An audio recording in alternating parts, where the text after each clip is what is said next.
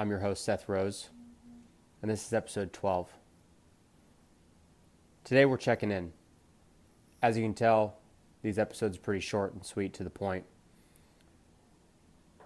But checking in with yourself day to day is pretty important. One, it builds awareness, and two, it allows you to help improve your ability to control your internal state. So think about times where you lost control emotionally, behaviorally, or at the physiological level, or focus, right? Maybe you had like elevated heart rate, sweating, a lot of thoughts going on, shallow breathing. Maybe you feel like external pressures, everybody's watching you. But what's triggering this? So a big tool that you can use to master taking control of this internal activation and what we call arousal levels is a system that I learned back in grad school from the great Ken Ravizza. Ken Ravizza, the late great mental performance consultant with tons of professional baseball teams.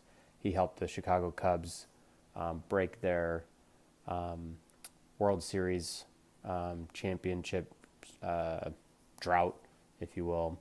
He's been with the A's, the Tampa Bay Rays, Cal State Fullerton baseball, you name it. And so the idea behind this is knowing your signal lights or your traffic lights.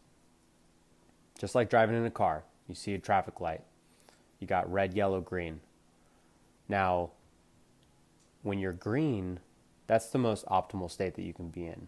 You're confident, you're locked in, you're in a rhythm, you're good to go. Yellow, while driving in California, it means speed up, but yellow in normal day-to-day means to proceed with caution, to slow down, to check in. Maybe you've failed at something, or you've been exposed to a stressor that's starting to elevate that physiology that we're discussing. And then red is kind of like a hot mess. You're completely out of rhythm. You're out of focus. Your arousal levels are spiked to the moon, and it's impeding your ability to be present and in control of yourself. So a simple check-in, and noticing your stoplights, noticing your traffic lights. Where are you at? If you're at a yellow, what are you going to do to help regain control, to bring yourself back down? Maybe it's a quick breath. Maybe it's telling yourself to calm, let go, accept, move on. And if you're at a red, hopefully that doesn't happen too often, but maybe you need to remove yourself from a situation. Maybe you need to develop a routine to get you back to yellow and then get you back to green. So, for example, taking a deep breath, having a focal point to recenter your focus, having a reset word. We call these the VCs, the visual and verbal cues. What are those cues that are going to remind you to refocus back in the moment, to bring yourself back to green?